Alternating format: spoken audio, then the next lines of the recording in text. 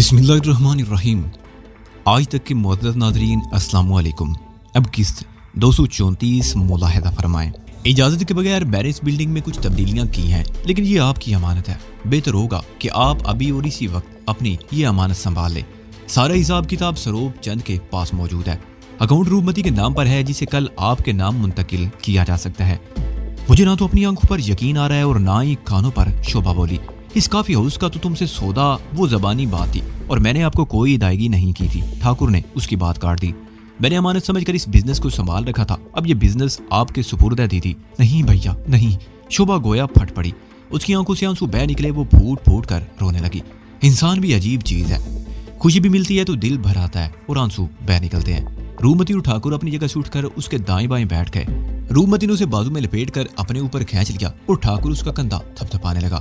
شوبھا کافی دیر بعد اپنی کیفیت پر قابو پا سکی، لیکن شوبھا رہے گی کہاں؟ اس کے گھر کو تو تم نے کافی ہاؤس بنا دیا، میں نے مسکراتے ہوئے کہا۔ ہمت سنگھ، روپمتی نے گورتی ہوئی نظروں سے مجھے دیکھا۔ اتنی بڑی حویلی کو میں نے اپنا مقبرہ نہیں بنانا۔ شوبھا دیدی ہمارے ساتھ اسی حویلی میں رہے گی، اب تم کوئی نیا شوشہ مت چھوڑنا، سمجھے؟ سمجھ گیا مالکین، میں نے جواب دیا۔ Shut up, روپمتی چیخی۔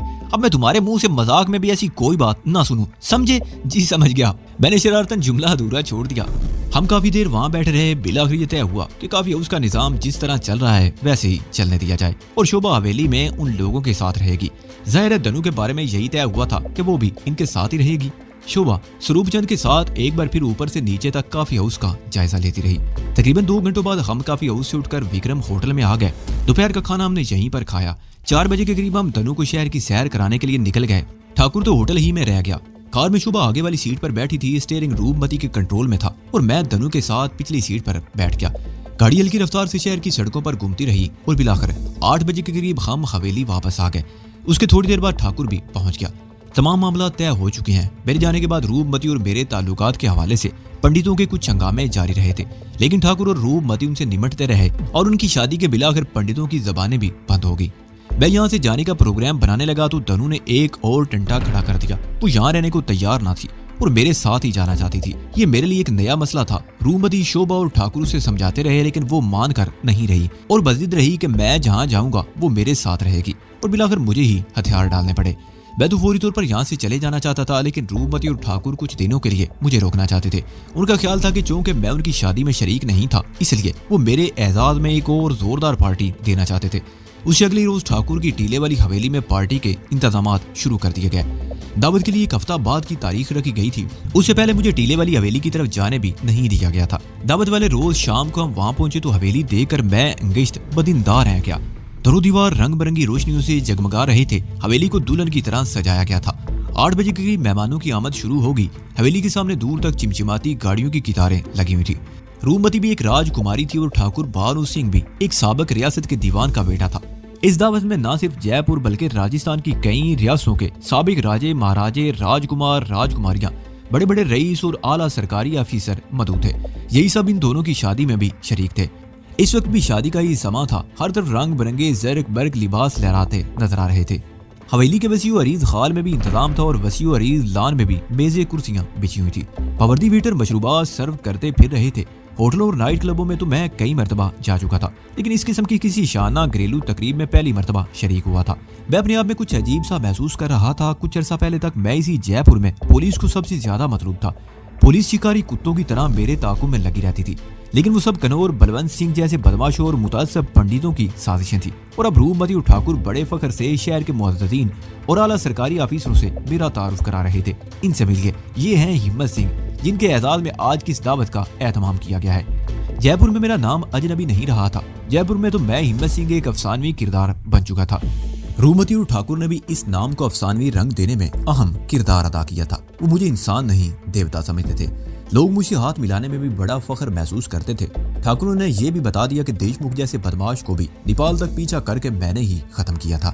دعوت تام کے بعد راگ رنگ کی محفل جم گئی۔ اگرچہ جے پور کی چوٹی کی رقاصاؤں اور گانے والیوں کو بلایا گیا تھا، لیکن مہمانوں ہی میں درجنوں ایسی خواتین موجود تھی جو اس فن میں ماہر تھی۔ انہوں نے پیشہ ور رقاصاؤں کو آگے آنے کا موقع ہی نہیں دیا۔ خود روپمتی اور مدری کے رقص نے تو رنگ جما دیا۔ دنو بھی اپنے فن کا مظاہرہ کیا، بلکہ سچ تو یہ ہے کہ ساری محفل دنو ہی نے لوٹ لی تھی۔ یہ محفل رات کے آخری پہر تک جاری رہی۔ مہمان رخصت ہونے لگے۔ مجھے آج بھی یاد ہے مہمانوں کی آخری ٹولی صبح 5 بجے رخصت ہوئی تھی۔ مہمانوں کے جانے کے بعد ہم جو سوئے تو شام تک ہوش نہیں رہا تھا۔ 2-3 دن اور گزر گئے۔ اسی دوران میں ٹھاکر یہ کوشش کرتا رہا کہ ہمارے کاغذات بن جائیں اور ہم قانونی طور پر سرحد پار کر کے پاکستان جائیں، لیکن اس میں کچھ پیچیدگیاں تھیں، کچھ قانونی رکاوٹیں تھیں۔ اگرچہ جعلی کاغذات بڑی آسانی سے بن سکتے تھے، لیکن میں نے ٹھاکر کو منع کر دیا اور بالآخر ایک روز ہم نے وہاں سے رخصت ہونے کا فیصلہ کر لیا۔ ٹھاکر نے کچھ لوگوں سے مل کر پورا پروگرام تیار کر لیا۔ پاکستان کی سرحد کی طرف جانے کے 2 راستے تھے۔ ایک تو یہ کہ ہم مکرانہ، ناگور، پوکران سے ہوتے ہوئے جیسلمیر جاتے اور وہاں سے 40 کلومیٹر آگے کسی جگہ سے سرحد پار کرنے کی کوشش کرتے۔ دوسرا راستہ اجمیر، ماوڑا اور دل واڑہ سے ہوتا ہوا اماؤنٹ آبو تک جاتا تھا۔ وہاں سے آگے صوبہ گجرات میں داخل ہو کر رن کچھ کی طرف سے آسانی سے سرحد عبور کی جا سکتی تھی، اور ٹھاکر نے جن لوگوں سے بات کی تھی انہوں نے بھی ہمیں یہی راستہ اختیار کرنے کا مشورہ دیا۔ رومتی اور شعبہ بھی ہمارے ساتھ جانے کو تیار تھی، لیکن ہم دونوں نے انہیں سختی سے منع کر دیا۔ اس روز صبح 6 بجے ہم روانہ ہونے لگے تو بڑا رکت امیز مندر تھا۔ شعبہ اور رومتی مجھ سے لپٹ کر اس طرح رو رہی تھی جیسے ان کا کوئی اپنا قریبی عزیز ان سے ہمیشہ کے لیے رخصت ہو رہا ہو۔ ٹھاکر کی ایئر کنڈیشن لینڈ کروزر بڑی شاندار تھی۔ دنو پچھلی سیٹ پر تھی اور میں اگلی سیٹ پر، جبکہ ٹھاکر ڈرائیونگ کر رہا تھا۔ ٹھاکر نے بھی احتیاطاً جسونت کو بھی ساتھ لے لیا اور وہ سب سے پیچھے والی سیٹ پر بیٹھا ہوا تھا۔ گاڑی شہر سے نکل کر اجمیر کی طرف جانے والی ہائی وے پر دوڑنے لگی۔ سڑک پر اچھا خاصا ٹریفک تھا، لیکن ٹھاکر کو تیز رفتاری سے گاڑی چلانے میں کوئی دشواری پیش نہیں آ رہی تھی۔ دنو کی زندگی پہاڑی علاقوں میں گزری تھی۔ اس نے میرے ساتھ دنیا کے بلند ترین پہاڑوں میں سفر کیا تھا اور اب اس صحرائی سفر سے بھی خاصی لطف اندوز ہو رہی تھی۔ اجمیر تک 110 کلومیٹر کا فاصلہ ہم نے تقریباً 1.5 گھنٹے میں طے کر لیا۔ یہاں ہم تھوڑی دیر کے لیے رکے اور پھر آگے روانہ ہو گئے۔ دوپہر کے کھانے کے لیے ہمیں پالی میں رکنا پڑا۔ یہاں ہم نے کچھ دیر آرام بھی کیا اور پھر رکے بغیر ہمارا سفر جاری رہا۔ پالی سے ڈرائیونگ کی ذمہ داری جسونت نے سنبھال لی اور میں اور ٹھاکر پچھلی سیٹ پر آ گئے۔ تھنو اپنی سیٹ پر نیم دراز اونگنے لگی تھی۔ تقریباً 520 کلومیٹر کا فاصلہ طے کر کے ہم سپہر 4 بجے کے قریب ماؤنٹ آبو پہنچ گئے۔ بڑا خوبصورت ہل اسٹیشن تھا۔ اس طرف سے ٹرین کی آمد و رفت بھی تھی، لیکن ریلوے اسٹیشن شہر سے تقریباً 30 کلومیٹر دور تھا۔ ہماری منزل رن کچھ میں واقع سوئی گام نامی وہ گاؤں تھا جو پاکستان کی سرحد سے زیادہ دور نہیں تھا۔ ہمیں جس آدمی کے ساتھ سرحد پار کرنی تھی وہ آدمی سوئی گام ہی میں ہمارا منتظر تھا، لیکن شام کے بعد اس طرف کا سفر کرنا مناسب نہیں تھا، اس لیے رات کو ہم نے ماؤنٹ آبو ہی میں ٹھہرنے کا فیصلہ کر لیا۔ ماؤنٹ آبو میں یوں تو کئی بہت اچھے رہائشی ہوٹل بھی تھے، لیکن ٹھاکر نے سرکٹ ہاؤس میں انتظام کیا تھا۔ دن بھر کے سفر سے ہم تھک گئے تھے۔ رات کا کھانا جلدی کھا لیا گیا اور 11 بجے کے قریب میں سو چکا تھا۔ صبح ناشتہ کر کے ہم 9 بجے کے قریب اگلے سفر پر روانہ ہو گئے۔ یہ راستہ خاصا دشوار ثابت ہوا۔ سڑک جگہ جگہ سے ٹوٹی ہوئی تھی، کہیں تو سڑک ہی غائب تھی۔ ریگستان میں بھٹک جانے کا اندیشہ بھی تھا، لیکن ایسا کوئی سانحہ پیش نہیں آیا اور ہم دوپہر کے قریب سوئی گام پہنچ گئے۔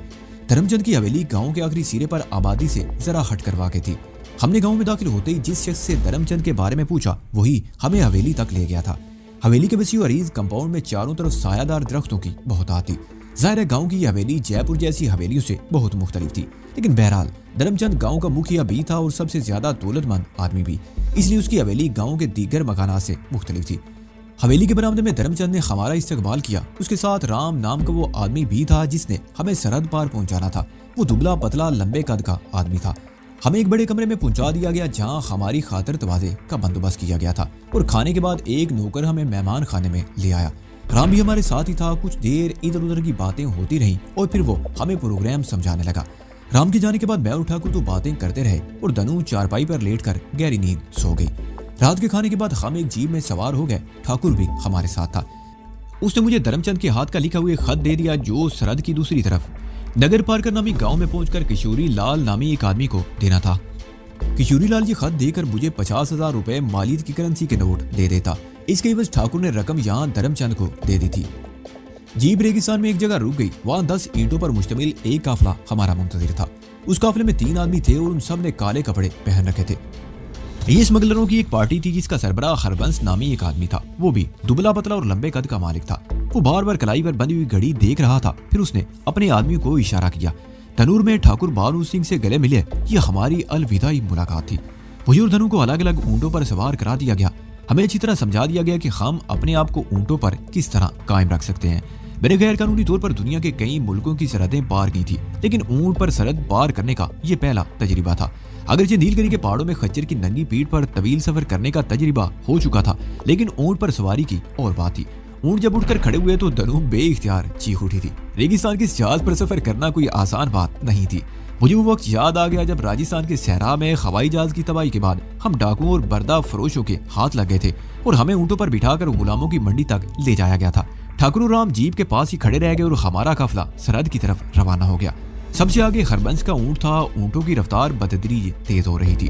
میں نے اپنا اونٹ دنو کے قریب کر لیا، وہ ڈر رہی تھی۔ اس نے آگے کو جھک کر کجاوے کو بڑی مضبوطی سے پکڑ رکھا تھا اور اس کے منہ سے ڈری ڈری سی آوازیں نکل رہی تھی۔ اچانک کسی طرف سے گولی چلنے کی آواز سنائی تھی۔ فائرنگ کی آواز اگرچہ بہت دور سے سنائی دی تھی لیکن وہ سناٹے میں دور تک پھیل گئی تھی۔ جلدی، تیز، ہربنس چیخا۔ اونٹ ایک دم بھاگ کھڑے ہوئے۔ دنو کے منہ سے خوفناک چیخیں نکل رہی تھی، وہ اچھل رہی تھی اور اپنے آپ کو سنبھالنے کے لیے اس نے بڑی مضبوطی سے کجاوے پر گرفت جما رکھی تھی۔ فائرنگ کی آوازیں تیز ہو رہی تھی، لگتا تھا جیسے دو پارٹیوں میں ٹھن گئی ہو، اور خطرناک بات یہ تھی کہ فائرنگ کی وہ آوازیں بتدریج ہمارے قریب آتی جا رہی تھی۔ اور پھر وہی ہوا جس کا اندیشہ تھا۔ ہم سرحد کے عین اوپر تھے۔ دنو اپنے آپ کو نہیں سنبھال سکی اور اچھل کر اونٹ سے گر گئی۔ اس کے منہ سے بڑی خوفناک چیخ نکل گئی۔ میں نے بھی اپنے اونٹ سے چھلانگ لگا دی۔ دوسرے اونٹ دوڑتے ہوئے آگے نکل گئے۔ ہربنس یا اس کے ساتھیوں میں سے کسی نے بھی اپنا اونٹ روکنے کی کوشش نہیں کی۔ میں دوڑتا ہوا دنو کے قریب پہنچ گیا اور وہ ریت پر پڑی چیخ رہی تھی۔ میں دنو کو اٹھانے کے لیے جھکا ہی تھا کہ دائیں طرف بہت دور کسی گاڑی کی ہیڈ لیمپس کی روشنی چمکتی ہوئی نظر آئی۔ ساتھ ہی فائرنگ کی آوازیں بھی مسلسل سنائی دے رہی تھی۔ مجھے سمجھنے میں دیر نہ لگی کہ وہ سرحدی محافظوں کی جیپ تھی جن کا غالباً اس طرف اسمگلروں کی کسی اور پارٹی سے ٹکراؤ ہو گیا تھا، اور وہ جیپ ٹیلوں میں اچھلتی ہوئی اسی طرف آ رہی تھی۔ میں نے دنو کو کندھے پر ڈالا اور اس طرف دوڑ لگا دی جس طرف اونٹ گئے تھے۔ فائرنگ میں شدت آ گئی، وہ جیپ بھی قریب آتی جا رہی تھی۔ یہاں ریت سخت تھی اور چھوٹے چھوٹے ٹیلے تھے۔ جیپ اچھل رہی تھی، اس کی روشنیوں کا رخ بھی بار بار بدل رہا تھا۔ یہ ہماری خوش قسمتی تھی کہ ہم ابھی تک روشنیوں کی زد میں نہیں آئے تھے، لیکن پھر اچانک جیپ کا رخ بدل گیا۔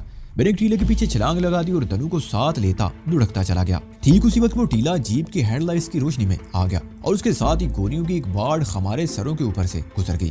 میں نے ایک ہاتھ دنو کے منہ پر رکھ دیا، ورنہ عین ممکن تھا کہ وہ چیخ پڑتی۔ جیپ کچھ آگے نکل گئی، اس پر شاید لائٹ مشین گن نصب تھی جس سے اندھا دھند فائرنگ ہو رہی تھی۔ میں دنو کو گرفت میں لیے ٹیلے کی آڑ میں لیٹا رہا۔ ہمت سنگھ، دائیں طرف سے ایک سرگوشی سن کر میں اچھل پڑا اور مڑ کر اس طرف دیکھنے لگا۔ میں اس طرف ہوں، وہی سرگوشی دوبارہ سنائی تھی۔ ٹیلے کی آڑ میں رینگتے ہوئے اس طرف آ جاؤ، کھڑے ہونے کی کوشش مت کرنا۔ میں نے اس طرف کسی کو دیکھنے کی کوشش کی لیکن اندھیرے میں کچھ نظر نہ آ سکا، لیکن بہرحال وہ جو کوئی بھی تھا اس نے میرا نام لے کر پکارا تھا۔ ہو سکتا ہے ٹھاکر نے ہربنس یا اس کے کسی ساتھی کو میرا نام بتا دیا ہو۔ میں نے دھنو کے کان میں سرگوشی کی اور آہستہ آہستہ آواز کی سمت رینگنے لگا۔ دھنو بھی میرے ساتھ ساتھ سینے کے بل رینگتی رہی۔ تقریباً 20 گز پیچھے ایک اور ٹیلا تھا۔ میں جیسے ہی قریب پہنچا ایک انسانی ہیولے کو حرکت کرتے ہوئے دیکھ لیا۔ جیپ مڑ کر واپس آ رہی ہے، جلدی سے آگے بڑھو۔ ہیولے کی طرف سے سرگوشی ابری۔ میں دنو کو گھسیٹتا ہوا کونیوں کے بل تیزی سے رینگنے لگا۔ جیپ لائٹ مشین گن سے فائرنگ کرتی ہوئی واپس آ رہی تھی۔ ہم اپنی جگہ پر بے سو حرکت ہو کر رہ گئے۔ جیپ کی ہیڈ لائٹس کی روشنی اور لاتعداد گولیاں ہمارے سروں کے اوپر سے گزر گئیں۔ جیپ تیز رفتاری سے اس طرف چلی گئی جہاں اب بھی دو پارٹیوں میں مارکا جاری تھا۔ تم دونوں ٹھیک ہو نا ہمت سنگھ؟ اس ہیولے نے ہمارے قریب آتے ہوئے سرگوشی میں پوچھا۔ وہ ہربنس ہی تھا۔ میں ٹھیک ہوں، میری ساتھی کو اونٹ سے گرنے سے شاید چوٹ لگی ہے، میں نے جواب دیا۔ جلدی سے یہاں سے نکلنے کی کوشش کرو، ہربنس نے کہا۔ آدھا میل ادھر شاید دونوں طرف کے سرحدی محافظوں میں جھڑپ ہو گئی ہے۔ اگر پاکستانی محافظ اس طرف نکل آئے تو ہمیں بھون کر رکھ دیں گے۔ ہمیں کم سے کم 200 گز کا فاصلہ طے کرنا ہے، اس کے بعد ہم کسی حد تک محفوظ ہو جائیں گے۔ کیا تم چل سکتی ہو دنو؟ میں نے دنو کی طرف دیکھتے ہوئے کہا۔ کوشش کرتی ہوں، دنو نے جواب دیا۔ دنو نے اٹھنے کی کوشش کی مگر کرا کر رہ گئی۔ شاید میرے پیر کی ہڈی ٹوٹ گئی ہے، میں کھڑی نہیں ہو سکتی، اس نے کراتے ہوئے کہا۔ میں نے جھک کر دنو کو کندھے پر لاد لیا اور ہربنس کے پیچھے دوڑ پڑا۔ ہم دور تک تیلوں کی آڑ میں بل کھاتے ہوئے دوڑتے رہے۔ پہلے تو ریت سخت تھی، پھر آگے نرم ریت آ گئی۔ ہمارے پیر تنس رہے تھے اور دوڑنا مشکل تھا۔ 200 کی بجائے ہم تقریباً 400 گز تک دوڑتے رہے۔ میرا سانس پھول گیا تھا۔ ایک بڑے ٹیلے کے پیچھے پہنچ کر ہم رک گئے۔ وہاں تمام اونٹ اور ہربنس کے دونوں ساتھی بیٹھے ہوئے تھے۔ یہ اونٹ بھی سودائے ہوئے تھے، اب تک ان کے منہ سے آواز تک نہیں نکلی تھی۔ اگر عام اونٹ ہوتے تو انہوں نے بلبلا کر آسمان سر پر اٹھا لیا ہوتا۔ دنو اب اونٹ پر اکیلے بیٹھنے کو تیار نہ تھی۔ اسے میں نے اپنے ساتھ بٹھا لی اور ہمارا قافلہ رات کی تاریکی میں ایک بار پھر چل پڑا۔ رفتار اس مرتبہ بھی خاصی تیز تھی۔ دنو میرے پیچھے بیٹھی ہوئی تھی، وہ میرے ساتھ جڑ گئی اور دونوں بازو میرے سینے پر لپیٹ رکھے تھے۔ تقریباً 1 گھنٹے تک اسی رفتار سے دوڑتے رہے اور پھر ہربنس کی ایک آواز پر ان کی رفتار کم ہو گئی۔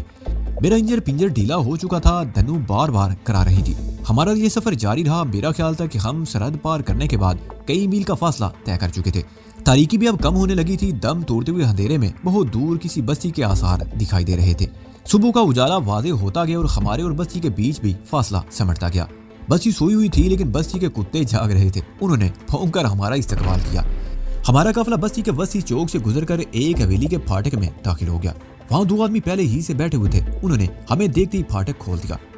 आचर हरबंस ने अपने ऊंट से छलांग लगाते हुए उन दोनों में से एक को मुखातिब करते हुए कहा, इन दोनों को किशोरी लाल के मकान पर ले जाओ और पीर बख्श तुम छोकरों को बुलाकर ऊंटों से माल उतरवाओ, जल्दी करो। आखिरी बात उसने दूसरे शख्स से कही थी। आचर नामी शख्स ने हमारे ऊंट की मुहार पकड़कर उसे बिठा दिया। मैंने उतरकर दन्नू को भी सहारा देकर उतार लिया। उसका एक पैर सूजकर कुप्पा हो रहा था, उससे खड़ा भी नहीं हुआ जा रहा था। कहाँ जाना है? मैंने आचर नामी उस शख्स की तरफ देखते हुए कहा।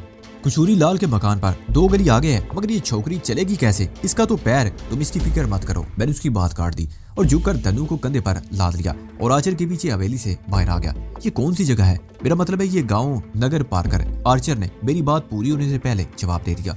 आर्चर ने बताया कि हमें दूसरी या तीसरी गली में जाना है, लेकिन हम कई गलियां घूमने के बाद एक मकान के सामने रुके थे। तीसरी दस्तक के जवाब में दरवाजा खुला और हम अंदर दाखिल हो गए। ये भी खासा बड़ा मकान था। हमें एक अलग थलग कमरे में पहुंचा दिया गया, जहां मैंने दन्नू को एक चारपाई पर लिटा दिया और आचर की तरफ मुतवज्जो हो गया। मेरी साथी के पाँव में चोट लगी है, किसी वे या हकीम का बंदोबस्त हो सकता है? साईं, अभी तो सुबह भी नहीं हुई, यहाँ के सारे लोग सो रहे हैं। आचर ने जवाब दिया।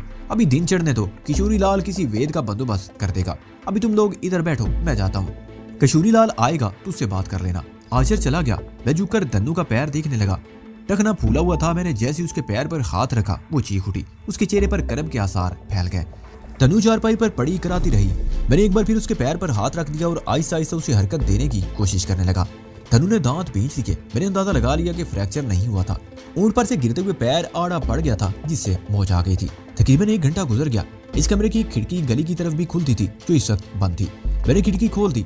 बाहर चिट्टा उजाला फैला हुआ था। गालिबन सूरज निकलने वाला था। गली में लोगों की आमदोरफ्त भी जारी थी। मैं खिड़की से बाहर देख रहा था कि अकब से आहट सुनकर पीछे घूम गया। दरमियाने कद के एक भारी भरकम आदमी अंदरूनी कमरे में दाखिल हो रहा था। उसकी तोंद मटके की तरह बाहर को निकली हुई थी। उम्र का अंदाजा 50 के लगभग लगाया जा सकता था। उसे सफेद लट्ठे की धोती बांध रखी थी और जिस्म के ऊपर वाले हिस्से पर पीले रंग की चादर ओढ़ रखी थी, जिस पर जगह जगह ओम छपा हुआ था। उस शख्स की आंखें खून की तरह सुर्ख और सर गंजा था, लेकिन खोपड़ी के पिछले हिस्से पर बालिश भर चुटिया थी। बातें पर कुछ का था और गले में रंग बिरंगे मोतियों वाली कई मालाएं पड़ी हुई थी। वो इस कस्बे के बड़े मंदिर का पंडित किशोरी लाल था। हिंदुस्तान के पंडितों का मुझे तजर्बा हो चुका था। उनके मंदिर जराइम और अयाशियों के अड्डे थे। इंसानियत के खिलाफ साजिशों में इन पंडितों का कोई जवाब ना था।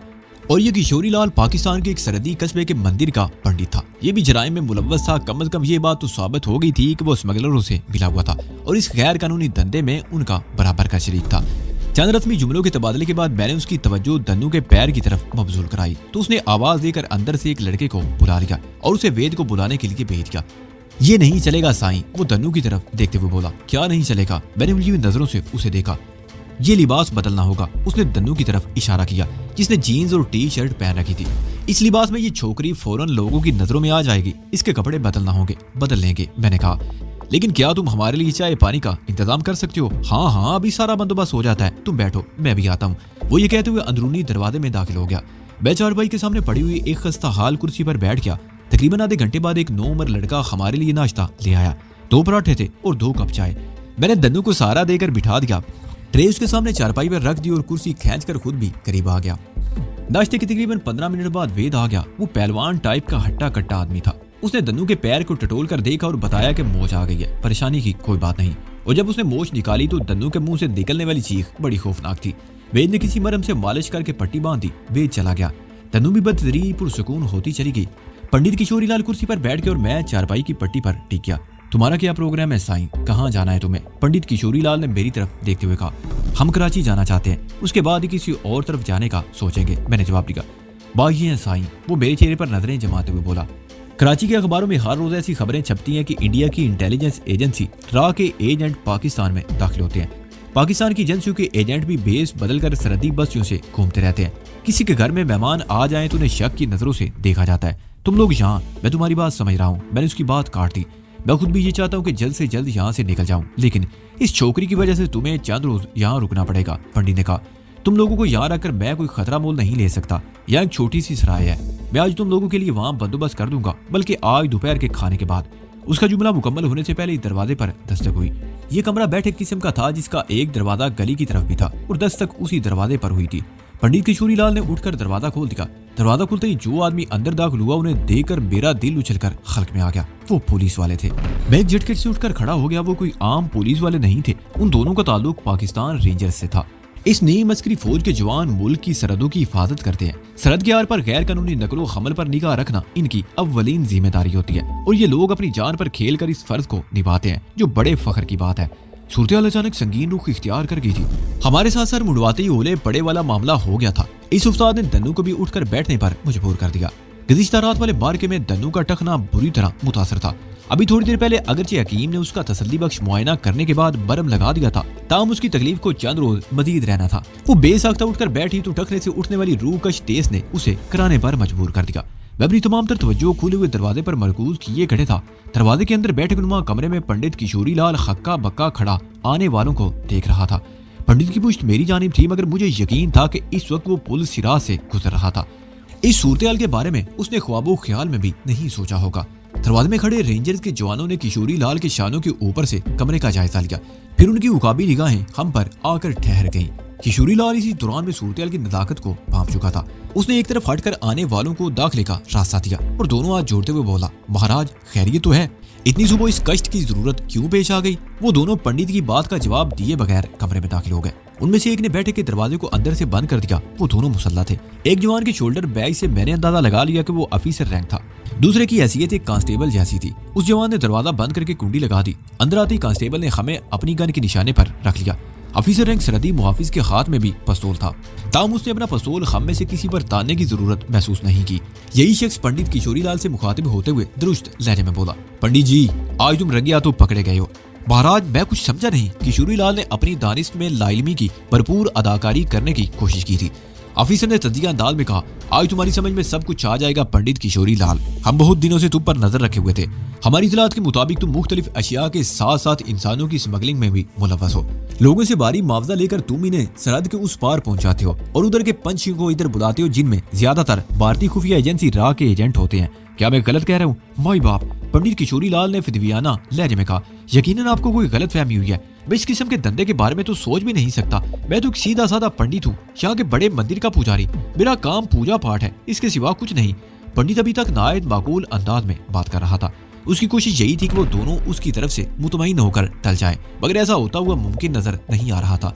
ऑफिसर के होंठों पर बड़ी जहरीली मुस्कुराहट नमूदार हुई। वो बोला तो उसके लहजे में भी भरपूर काट थी। पूजा पाठ तुम्हारा फर्ज और स्मगलिंग का धंधा तुम्हारा पेशा है, और तुम कितने सीधे साधे हो ये मैं अच्छी तरह जानता हूँ। एक लम्हे को रुककर उसने हमारी जानिब देखा। थन्नो चारपाई पर बैठी हुई थी, जबकि मैं पूरी हाजिर दिमागी से पंडित और सरहदी मुहाफिज के दरमियान होने वाली मुकालमत को सुन रहा था। हमारा तरकीदी जायजा लेने के बाद वो पंडित से बोला, पंडित जी इन दोनों का तारुफ नहीं कराओगे? ये दोनों मेरे मेहमान हैं। पंडित बड़ी मुश्किल से बोला। ऑफिसर ने पूछा, ये दोनों कहाँ से आए हैं? वो जी ये दोनों मेहमान आदि गाँव से आए हैं। पंडित ने बुखलाहट में किसी सरहदी गांव का नाम ले दिया था। ऑफिसर उसकी बुखलाहट से शेर हो गया। अगला सवाल उसने खासे खूनख्वार लहजे में पूछा, आदि गांव में ये लिबास कब से पहना जाने लगा है? उसके साथ ही ऑफिसर ने मेरे और दन्नू के लिबास की तरफ इशारा भी किया। दन्नू जीन्स और टी शर्ट में मलबूस थी, जबकि मैंने जीन्स के ऊपर चेकदार हाफ शर्ट पहन रखी थी। हम दोनों के पाँव में जोगर थे। ऑफिसर के चुपते हुए सवालात ने पंडित को मजीद गड़बड़ा दिया।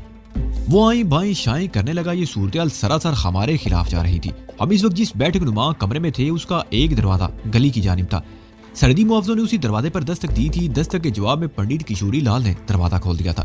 उसे एक बात वाज़ेह हो गई थी कि आने वालों को वहाँ हमारी मौजूदगी के बारे में पक्की इतला दी गई थी, वरना अगर वो मामूल की कार्रवाई करने के लिए आते तो एक तो इतनी धावाधोल बोलने की जरूरत न थी। दूसरे, इस सूरत में वो लोग बैठक के दरवाजे पर दस्तक देने की बजाय घर के दाखिली दरवाजे का रुख करते। मैं इसी नतीजे पर पहुंचा कि ये कोई मामूल की कार्रवाई नहीं थी। सरहदी मुआवजों को हमारी आमद और किशोरी लाल के घर में क्याम के बारे में बाकायदा इतला दी गई थी। मेरा ज़हन बहुत तेज रफ्तारी से उस इतला देने वाले मुखबर के बारे में सोच रहा था। सोच की बरक रफ्तारी को सिर्फ वही अफराद महसूस और समझ सकते हैं जो गौर व फिक्र से कोई वास्ता रखते हो। इंसानी ज़हन एक सेकंड में बेबहा बातें और लातादाद वाक़यात के बारे में सोच सकता है और तसव्वुर की निगाह से इंसान को महसूस भी करवा सकता है। मेरा ज़हन भी इस वक्त इंतहाई मसरूफ हो गया। सोच का परिंदा अपनी पूरी बुलंदी पर परवाज कर रहा था। इंडिया की सरहद पर वाक़े सुई गांव नामी गांव तक ठाकुर बारू सिंह खुद हमें छोड़ने आया था। उसके साथ उसका ड्राइवर नुमा गार्ड जसवंत भी था। सुई गांव में ठाकुर ने मेरे और दन्नू के गले मिलकर हमें अलविदा कहा था। वो जसवंत के साथ अपनी लैंड क्रूजर पर वापस चला गया था। हमें बाहिफाजत बॉर्डर पार करवाने के लिए ठाकुर ने गाँव के मुखिया धर्मचंद से मामला तय कर रखा था। धर्मचंद ने मुझे पंडित किशोरी लाल के नाम एक रुका भी दिया था, जिसको पढ़ने के बाद किशोरी लाल मुझे 50,000 रुपए के पाकिस्तानी करेंसी नोट दे देता। इस रकम के बराबर ठाकुर ने धर्मचंद को इंडियन करेंसी दे दी थी और साथ ही उसकी खिदमात का भारी मुआवजा भी दिया था। मज़कूरा रुका हिंदी जबान में रकम किया गया था, जिसमें धर्मचंद ने हदायत की थी कि पंडित हमारे कराची पहुंचने का महफूज बंदोबस्त भी करे। धर्मचंद और पंडित किशोरी लाल में इस किस्म की कारोबारी डील होती रहती थी। दोनों अपनी अपनी तरफ के लोगों से भारी रकम वसूल करके उन्हें दूसरों के हवाले कर देते थे। सरहद की दूसरी जानिब एक दूसरे के बंदों को बाहिफाजत ठिकाने लगाना इनकी जिम्मेदारी थी, जिसके लिए किसी किस्म के माली लेन देन की जरूरत नहीं समझी जाती थी। गोया ये सब कुछ इमदादे बाहिमी के तहत हो रहा था। धर्मचंद ने हमें काफिले के हमरा कर दिया। 10 ऊंटों और 3000 अफराद पर मुश्तमिल वो काफिला दर हकीकत एक स्मगलर पार्टी था। तीनों अफराद स्याह लिबास में मलबूस थे, जिनमें एक ही हैसियत सरबराह जैसी थी। उस दुबले पतले शख्स का नाम हरबंस था। हरबंस ने अपनी जान जोखिम में डालकर आला सुबह हमें पाकिस्तान की हुदूद में वाक़े नगर पार करके इस सरहदी गांव में पहुंचा दिया था। हरबंस और धर्मचंद से किसी किस्म की गद्दारी की तवक्को नहीं की जा सकती थी। मेरा यह तजुर्बा रहा कि इस नौइयत के जराइम पेशा लोग ज़बान, एतमाद और वादे को बहुत ज्यादा अहमियत देते हैं और उसकी खातिर अपनी जान भी गंवा देते हैं। अब आ जाकर 2 अफराद को शक की नजर से देखा जा सकता था। उनमें एक आचर था और दूसरा पीर बख्श। हरबंस ने गांव में दाखिल होकर बड़ी हवेली के फाटक पर इन दोनों अफराद से पहली मुलाकात की थी। आचर को हदायत दी थी कि वो मुझे और तन्नू को पंडित किशोरी लाल के घर पहुंचा दे और पीर बख्श से कहा था कि वो मुलाजमों को बुलाकर ऊंटों से स्मगलिंग का सामान उतरवा दे। मेरे ज़हन किसी हतमी फैसले पर पहुंचने की कोशिश कर रहा था। आचर और पीर बख्श की हैसियत मुलाजमीन की सी थी, उनमें से कोई मुखबरी कर सकता था। ज्यादा ध्यान आचर की तरफ जा रहा था क्योंकि वही हमें किशोरी लाल के मकान तक छोड़ने आया था।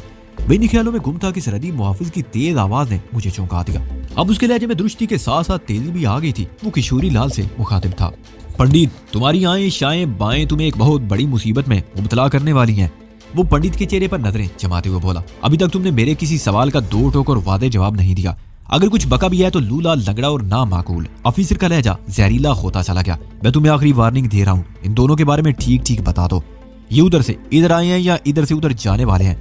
आप यकीन करें महाराज, पंडित ने गिघाए हुए खुद को बचाने की कोशिश की। ये दोनों मेरे मेहमान हैं और आदि गांव से पंडित की मिन्नत अमेज वदात अधूरी रह गई। उसी वक्त ऑफिसर रैंक सरहदी मुहाफिज का हाथ उठ गया। एक जन्नाटेदार थप्पड़ पंडित के गाल पर पड़ा। उसके साथ ही ऑफिसर की दाढ़ती हुई आवाज सुनाई दी। तुमने बहुत बक कर ली पंडित, अब मेरी बारी है। ऑफिसर ने पंडित को एक जोरदार झटका देते हुए कहा। और मैं जबान से ज्यादा हाथ पांव से काम लेने का आदी हूँ।